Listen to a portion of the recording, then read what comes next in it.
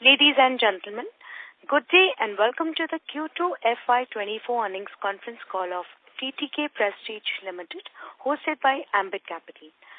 As a reminder, all participant lines will be in the listen-only mode, and there will be an opportunity for you to ask questions after the presentation concludes. Should you need assistance during the conference call, please signal an operator by pressing star then 0 on your touchtone phone. Please note that this conference is being recorded. I now hand the conference over to Mr. Dhruv Jain from Ambit Capital. Thank you, and over to you, Mr. Jain. Thank you. Hello, everyone. Welcome to TTK FY2024 earnings call. I'm sorry to interrupt. Dhruv, your voice is not clear. May I request you to kindly repeat? Can you hear me now? Yes. Yeah. Hello, everyone. Welcome to TTK Prestige 2Q FY2024 earnings call. From the management side, today we have with us Mr. Chandru Kalro, Managing Director, Mr. K. Shankaran, Whole-Time Director, and Mr. Saranyan, the Chief Financial Officer of the company. Thank you, and over to you, sir, for your opening comments. Good evening. This is Saranyan here. Before I hand over the proceedings to Mr. Chandru Kalro with his opening remarks, I just want to remind the participants of the safe harbor clause. The discussion today may contain certain statements which are futuristic in nature. Such statements represent the intentions of the management and the efforts being put in by them to realize certain goals. The success in realizing these goals depends on various factors, both internal and external. Therefore, the investors are requested to make their own independent judgments by considering all relevant factors before taking any investment decision. Thank you. Over to you, Chandru. Thank you, Saranyan. And thank you, everybody, for joining us on the call for our second quarter FY2024 earnings call discussion. Just as an introduction, I'd like to say that this was a quarter that was not as good as we thought it would be. We knew that there was a higher base of the previous year when we got into this quarter, but we were hoping that things would become better. And we also knew that Diwali this year was a month later, but normal growth, given the rest of the economy growing, we thought will also accrue to this. However, that was not to be, because the demand has not been very healthy. You must have been seeing these reports in various quarters of the media, and therefore we have missed our mark this quarter. However, in this situation, we have also seen intense competitive discounting that has happened, which we have tried our best to stay away from and not, in any way damage the basic structure of the company. And I think we've been very successful. So barring the top-line miss, I think largely our profitability is in the band that we want it to be. And we are hoping that the favorable base of the second half of the next year would help us turn around the situation for the second half. I now invite any questions that you might have on this. Thank you. Thank you very much, sir. We will now begin the question and answer session. Anyone who wishes to ask questions may please press star and 1 on their touchtone phone. If you wish to withdraw yourself from the question queue, you may press star and 2. Participants are requested to use only handsets while asking a question. Ladies and gentlemen, we will wait for a moment while the question queue assembles.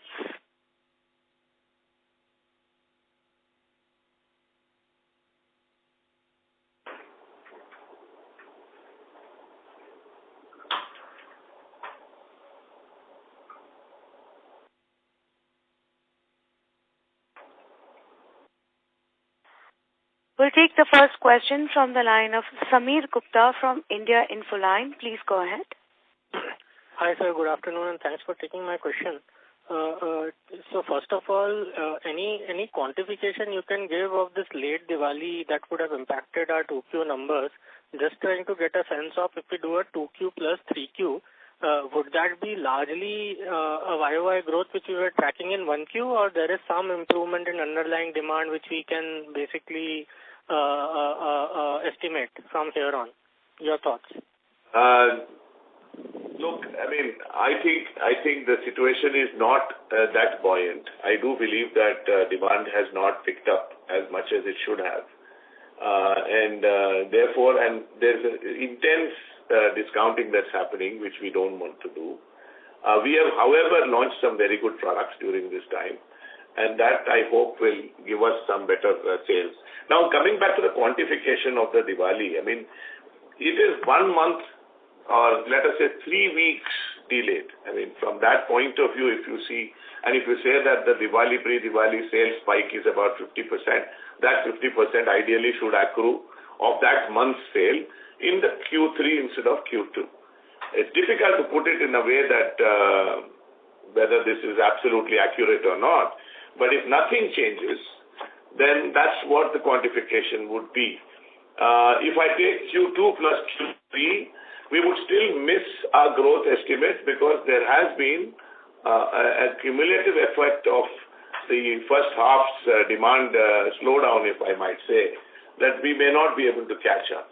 It's only the base effect of the previous year which would help us look slightly turned around in the Q3 and Q4, which is what I'm hoping it will be. That's where we stand at this point in time. I'm sorry, I'm not able to quantify this more than that.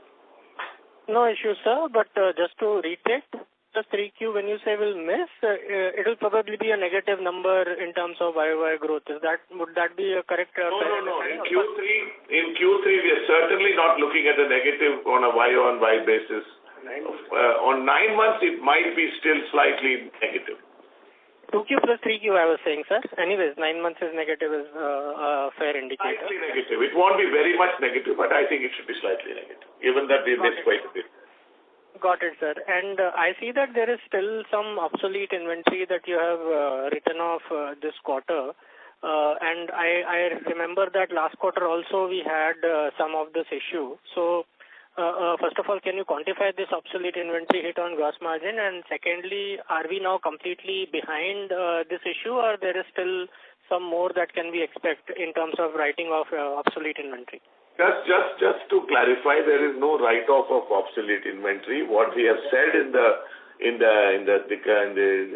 release is that we have liquidated some high-cost inventory. There's been no obsolete inventory write-offs. That write-off which we did last year, I don't think we've added to the last quarter. We haven't done anything in this quarter. Got it, sir. Thanks for that clarification. One last question, if I may squeeze in. I see the cash flow statement, I see hardly any capex done, around 46 lakhs at a consolidated level. I mean, is this a normal thing that you do, or, I mean, what would be the capex guidance for this year? So, a lot of capex has happened and it's sitting right now in advances because we have paid advances and that machines haven't been completed. If I'm right, Saranyan, it is sitting in loans and advances in the balance sheet. So where did you see that number for some lakhs you are mentioning?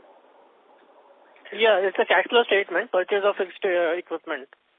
Right. So let me clarify. There is a substantial amount of money that's been paid towards advances for some imported automation equipment which is happening. As I think in the region of about 18 crores or something, 16 crores. And that hasn't yet gotten capitalized, so to speak, which is why you're thinking. Actually, we've got a very ambitious, fully automation plan at our Hosur factory, which will, substantially improve on efficiencies from that unit. So CapEx is on stream, and we are doing it with the same zeal that we were doing it earlier. So to give an accounting explanation, when you give money to machine fabricators, it goes in advances. When the fabrication is ready, it is WIP. When it's converted into fixture and usable, it becomes a capital investment. So we'll have to wait through this accounting process. Got it, sir. And the guidance for FY24 in terms of capex? 70 crores, 40 crores, yeah. 70. Okay, thank you. That's all from me. I'll come back in the case I have any more. Thanks. Thank you. The next question is from the line of Prakash Kapadia from Anivet Portfolio Manager. Please go ahead. Yeah. Thanks for the opportunity. Couple of questions from my end. Could you give us some sense on packaging cost? How much is that, as percentage of raw materials? Is it, crude-based linked? Is it paper-based linked? Are we seeing any inflationary trend in packaging costs? So packaging, depending on the category that you're talking about, could be between 8 and 12% of the total bill of materials cost, give or take. There is no inflationary trend that we are seeing in packaging. If anything else, we have actually renegotiated our packaging cost this year, for which you will see the benefits accruing in the second half. Okay. And it is linked to paper and it is linked slightly to crude because of glue. Okay. But mainly paper? Yeah, mainly paper. Okay. Understood. So you did mention about, a lot of competitive intensity. So, if you were to just scan through the online channels, we do see a lot of, small brands emerging at entry-level products. So, just trying to understand how much of the domestic portfolio gets affected to this segment, because, we are present in maybe entry, mid, premium, and, which specific, products, is it mixture grinders, is it gas stoves, where, we are seeing that, demand getting affected, because, it can't be across price points and it can't be across products. And, that translating to lower sales, I was just trying to see if I can quantify that. Okay, first of all, let us talk about the overall demand situation. The overall demand situation is not as healthy as it should be. That is point number one. Because the overall demand situation is not as healthy as it should be, the competitive landscape has changed to a lot of discounting that is happening by brands. So these are brands which discount, and I'm not talking about the new unknown brands that you spoke of. I'm talking about the regular brands, and there's a you would have seen it in the shopping festivals of the online and all of the kind of discounts that people have given. This is definitely going to impact us in a small way, because I still do believe that people buy brands and price is a icing on the cake. At the entry level, on the other hand, the price becomes extremely critical. Our portfolio largely is in the middle and the upper middle segment of the market. The entry level was supposed to be handled by Judge.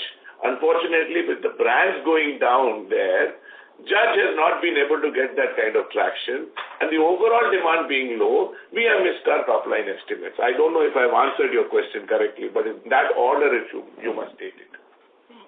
But, sir, if I look at, some of the other, things happening in India, mid to premium seems to be doing well across. So, you look at TVs, you look at laptops, you look at washing machines. If I, were to dissect that and look at, apart from entry level, all the things are doing fine. So, just trying to understand. The premium is doing fine. The mid to premium is not doing fine. The premium is definitely doing fine. So, if you take televisions, for example, the larger format televisions are doing well. If you take cars, for example, it's the SUVs and the new launches that are doing well. If you take two-wheelers, it's the premium end two-wheelers that are doing well. It is the mobiles, Apples are doing well. So it's the premium end that is doing, it is unaffected. When I say doing well, it's largely unaffected. In our case, what is happening is the share of wallet which we had got earlier, substantially higher, today has gone back to other services like travel, luggage, things like that, which has meant that the share of wallet our category is getting is lower, which is why the demand is lower. And I think a quarter or two ago, I had, tried to understand this a bit more. In a scenario where real estate has been doing pretty well across, the country post-COVID. So that, has to come in the base and that has to translate into higher sales, right? Because some of the other categories, they've done reasonably well and not seen such a destruction in demand if I were to look at paints or sanitary ware or pipes. So, there could be some lag effect, but, I think real estate has been doing pretty well. So don't we think that should be now, a good base for us, and that should translate and help us? Absolutely right. That is why I said the second half will turn around. You also said the word lag, A paint follows immediate building. Kitchen follows much later. Okay. So we're hopeful second half we should see some traction. You're absolutely right in your analysis on this one. Okay. Thank you. Thank you. All the best. Thank you. We'll take the next question from the line of Achal Lohade from JM Financial. Please go ahead. Yeah, good afternoon. Thank you for the opportunity. Sir, my first question is, this particular discounting what you're mentioning, is it in a particular segment? Is it across the segment? Is it in like cookware, or is it in appliances, or across the board? And also, is it widespread, or one single brand is actually kind of distorting the entire market? It is across categories, really. You see, there is a trend. The online channels, by nature, would like to commoditize the category. And when they, by commoditizing, what they do is they try and get every brand to compete and bid literally like a reverse auction for the lowest price, so that their platform attracts more and more sale.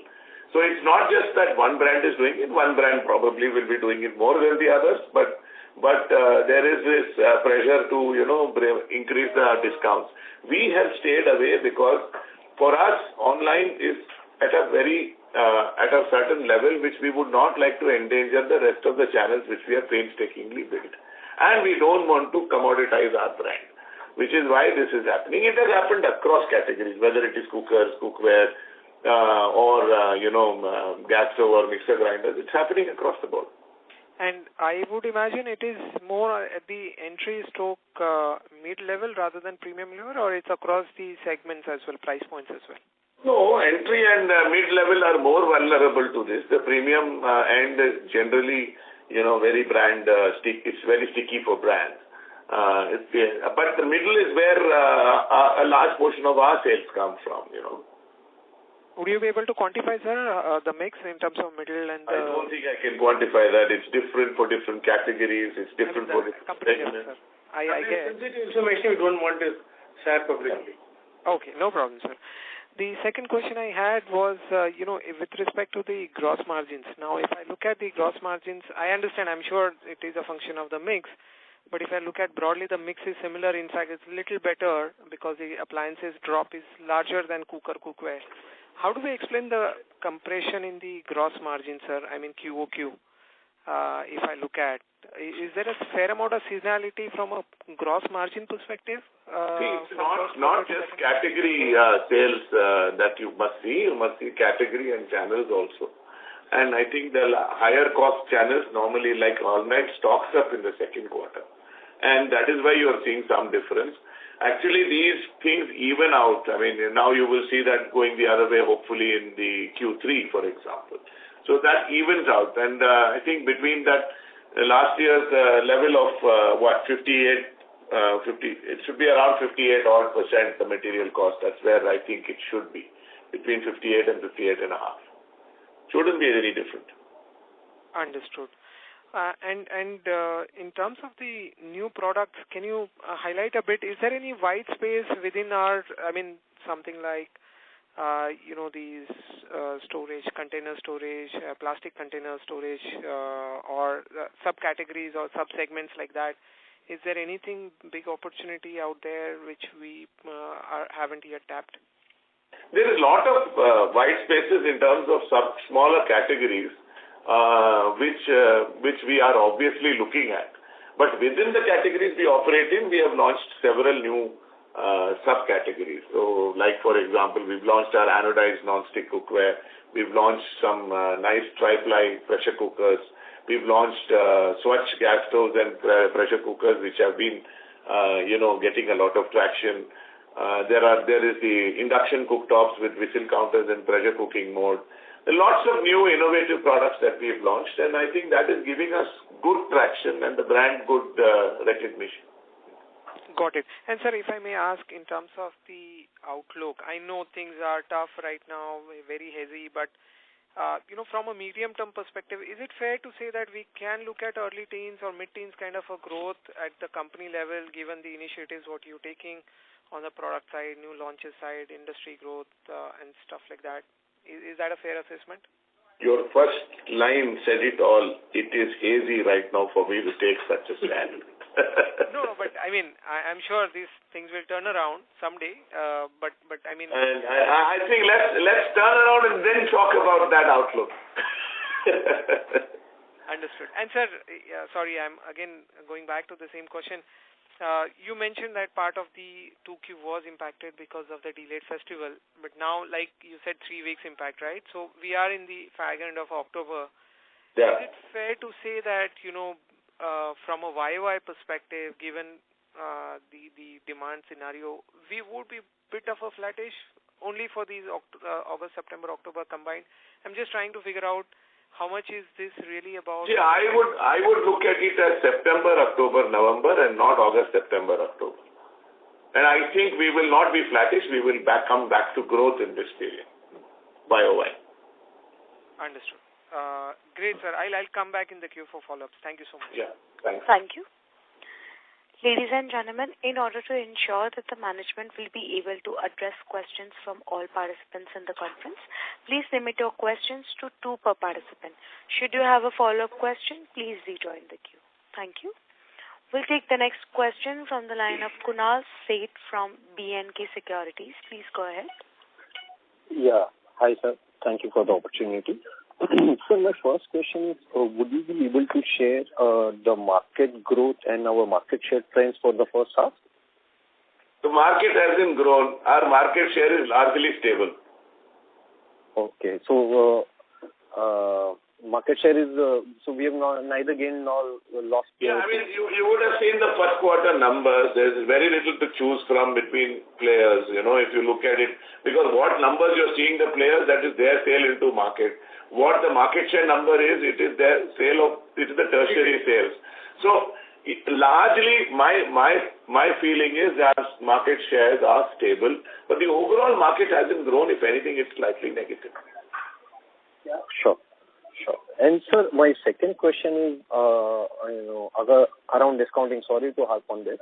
But sir, given the fact that, we are around the festive season, and so is it the case that, channel was sitting on a significantly higher inventory and that was they were very keen to discount? Because the discounting right ahead of festive season seems slightly, counterintuitive. No, discounting is not happening only before festive season. It has happened right through Q2. In fact, part of Q1 also was impacted because of this. See, the point is when the market isn't growing, everyone's getting a little bit desperate. That's what's happening. It's not that before festival this is happening. Okay.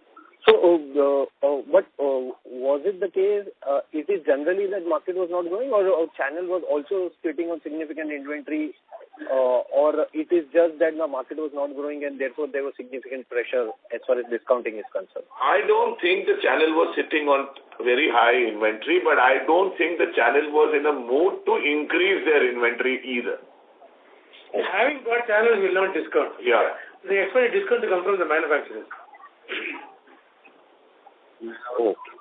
Got it. Okay. Thank you so much and best of luck for the future. Thank you. Thank you. The next question is from the line of Anirudh Joshi from ICICI Securities. Please go ahead. Yeah. So thanks for the opportunity. So can you indicate about the performance of Judge brand? So where are we in terms of the availability of the product? Is it available across the distribution of TTK, and how do you see the distribution mapping for Judge brand? Also, what has been the offtake and growth rates in Judge brands? And secondly, we have been talking a lot about the new premium brand to be introduced. So any update on that? We have not yet seen any action on that. So when do we see the launch on that account? Yeah. So the Judge brand, as I said, I think we have a few questions before, unfortunately has been a victim of all this discounting that is happening, which is because the regular brands itself are going at price points which I should ideally operate with the Judge brand at. So that is why that has been a little bit of a slow thing. Having said that, I think around 30-35% of our distribution today has the Judge brand. And I don't know whether you noticed this time when we were advertising for the festival, we advertised both Prestige and Judge by Prestige alongside each other in the same creative, precisely to drive that kind of distribution across the board. So the Judge brand, while it's not progressed as well as we would have liked it to be, I think it's still made very healthy progress, except that because of whatever I've said earlier, that's why it is slowing it down. On the upper end brand, we don't have any plans to announce at this point in time. It's work in progress, certainly work in progress, and we'll come back to you as and when we have something to announce. Okay. Okay, sure, sir. And in terms of the commodity-led pricing, so do you see the benefit is largely in the numbers now, or do you see any possibility for margin expansion in H2 as well? Yeah, that's it. Correctly asked. The commodity prices are stable, but the tendency is to pass it all on into the market by everybody else, and therefore you're not seeing that benefit accruing. That's what is happening in this game. I don't think there will be any margin pressure from a gross margin perspective in the second half. I think you will see it either stable or slightly better than what you've seen in Q2. Okay, sure, sir. Thank you. Thanks a lot. Thank you. A reminder to all the participants, anyone who wishes to ask questions may please press star and 1. We'll take the next question from the line of Charanjit Singh from DSP Mutual Fund. Please go ahead. Hello, sir. Thanks for the opportunity. Sir, if we, look at the, appliances segment, which always, you had a very positive view in terms of the growth, which you can see. And this segment has also seen a 20% kind of a degrowth. So, within the appliances category, if you can touch upon mixer grinder and the other segments, the competition, because that is generally coming from the large organized players who are, coming into the even mid and the premium category. So if you can just, give us more detailed color on the appliances segment and the competition there. Competition is also going through the same pressures, if you ask me. I mean, whatever I'm seeing in the marketplace, they're going through the same kind of pressures. They're going through the same kind of lack of growth or even degrowth in some cases. And there hasn't been too much of a difference. Everybody has gone and tried to close all the white spaces within each category. So everyone's launching products in the upper end and in the middle end and in the lower end within that brand itself, which is what we are also doing. I think there's not much to choose from except for, some things here and there like our Swatch hobs, for example, which we launched. Or, for example, I don't know whether you've seen it, we've launched some very unique IoT-led chimneys, which is completely unique, which is, not there with anyone. Except for things like this, there's not much to choose from, but everyone's trying to do the same things, if you ask me. Okay. So if there's a quantification of this discounting, what's the kind of level of discounting which is happening? And in each segment, maybe mid-premium also, is there a heavy discounting happening? And in the, entry level, what's the kind of pricing differential which TTK will have versus, maybe number 2, number 3 player? Difficult to say that because the number of we operate in 27, 28 categories. Each category has its own set of rules. So, I don't think I can answer that question in greater detail. You can't average it out because in each category, I've got about 10 to 30 SKUs each model. Each model is very different compared to competitors' model. Very difficult for you to draw some line there. And sir, from the geographic perspective, generally southern market has been a very important geography for us. If you can touch upon, the southern market itself, the entry of the new players, because some of the players who were not earlier present now expanding into that market, which could create a more sticky competition, in that market. So, how you are seeing that? Again, the problem is that of demand. For example, during Onam, I don't think anybody has sold whatever they wanted to sell. So it's an issue of demand rather than anything else. I don't think there is a competitive, the lack of competitiveness from Prestige or anything that we have to be worried about from a competitive scenario basis. Okay. And sir, now we have seen also, a lot of online sales happening, and if you look at the numbers, what Amazon and all, they are talking about much higher sales growth. So if you can touch upon, the growth differential which would be there in, online versus the, offline channel, And is that also one factor where, the discounting is playing out in a big way and impacting our market share? No, the online space has definitely been an irritant in terms of the amount of discounting. There is absolutely no doubt. Coming back to the growth that they are talking about, I think you will have to get into greater detail. Whether they have grown in terms of volume or value, according to me, they might have grown in terms of volume, but not in terms of value. But that's something that I don't want to argue my case on. They will tell you things that are not necessarily the full story. I believe that that kind of discounting is not tenable. They have gone overboard this time. We had gone overboard in making sure that things don't go out of line in terms of, our channels not getting too much conflicted with whatever is happening.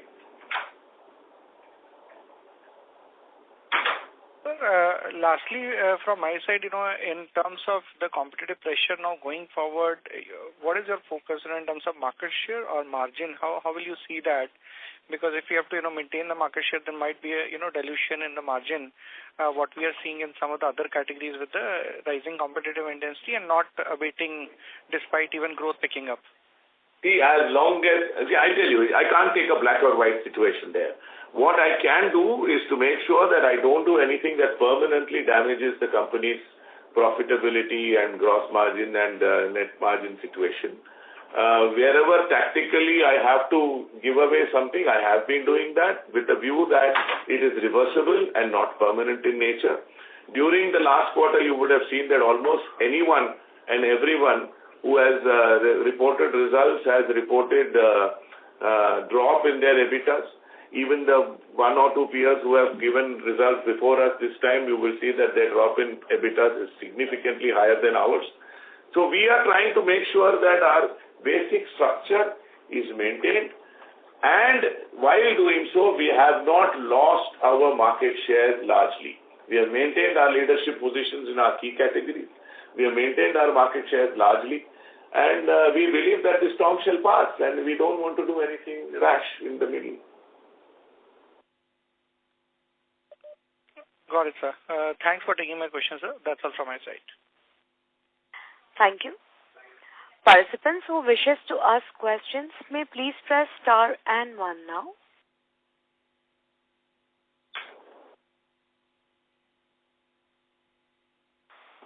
We'll take the next question from the line of Shirish Guthe from HDFC Life Insurance Company. Please go ahead. Thanks, sir. Thanks for taking my question.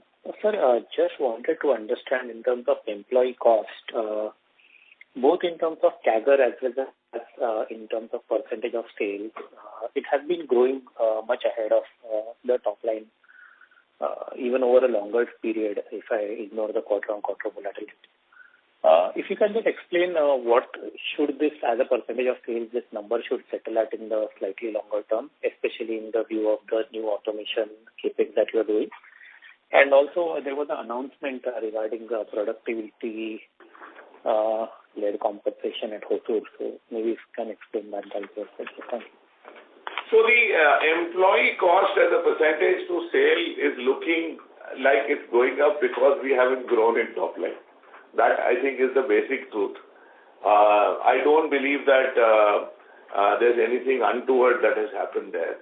Our salary increases have been largely in line of being slightly above inflation, and the LTS, the labor settlement that happened in Hosur also has happened in that same spirit. We are not seeing, we are seeing this at settling down at our long-term averages that were there, and that is where it will be. And this automation capex, how much saving are you expected to see on, especially I believe employee cost will be the key cost which will go.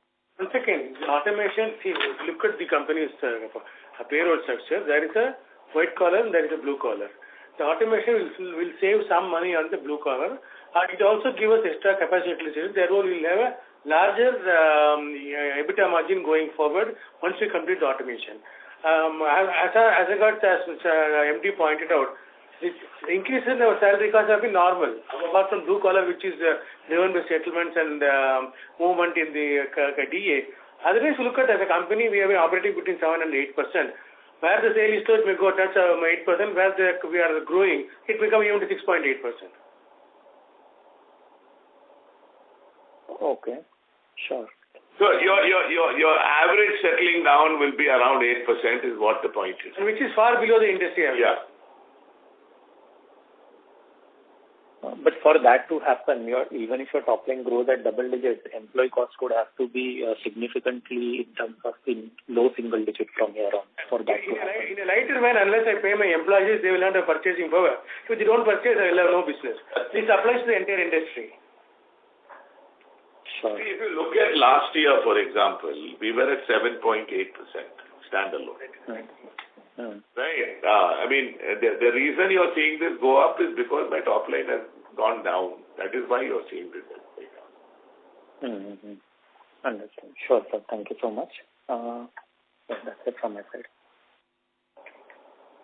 Thank you.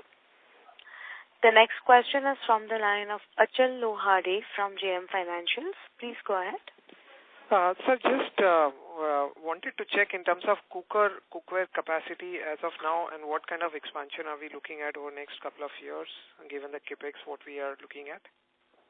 So we are not looking at aggressively increasing our capacity through additional factories or additional machinery. However, our capacities will go up because of the automation which Mr. Shankaran just spoke of. Our ability to run a third shift from the same amount of machinery would go up because it's automation. So there's enough capacity. I don't think I'm seeing any untoward capex happening to meet with any growth objectives that we might have as we go along in the next 3 to 5 years.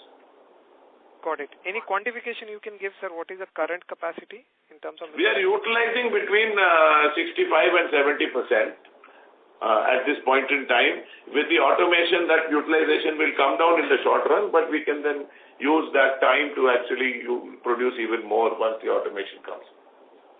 Understood. And of the total, so I presume entire cookware is in-house, while appliances substantial. Appliances are contract manufacturing. Yes. So how much is the contract manufacturing is of appliances?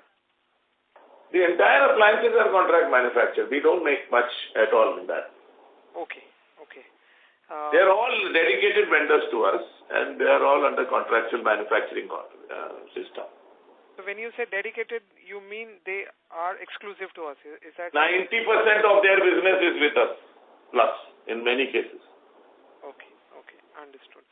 Sir, we've been kind of looking at significant exports for a while. Any update what is happening? I know things are tough again overseas as well, but any concrete steps we have seen taken on the export front, if you could highlight? See, the exports also, if you are aware that many of after the COVID, what happened was many of our retailers were overstocked in inventory, and they have only now started normalizing in their inventory now, which is why the exports have not been as good as we would have liked it to be. However, the good news is that we have now come very close to closing some deals with some new customers as well. And I can't talk about it at this stage, but I think that will also give us growth apart from the existing customers, growing by themselves. So exports should be back on track in the next 2 quarters or so. That's what I feel. Right. Sir, if I look at the competitors, some of the competitors are doing very good numbers on the export. So is it that, we are looking at a certain margin benchmark and that's why we kind of lose out? No, the person you are referring to is at the lowest end of the market with a very large retailer. And we are not, we did not have that equipment until 6-8 months back. And I believe that we have that equipment now and we can definitely compete in that area. But largely, TTK Prestige prefers to work in the value-added segment. It prefers to work with middle and upper end, which is what we work with in India. And that's been our strategy. And we can also offer this, but that is not our primary offering. Margins could be thinner. Yeah, the margins are thinner, and you have seen the kind of margin profile of the person you just referred to over the last 3 quarters. Absolutely. Yeah. Got it, sir. I think that's about it from my end. Thank you so much. Yeah. Thank you. Anyone who wishes to ask questions may please press star and one on their touchtone phone now.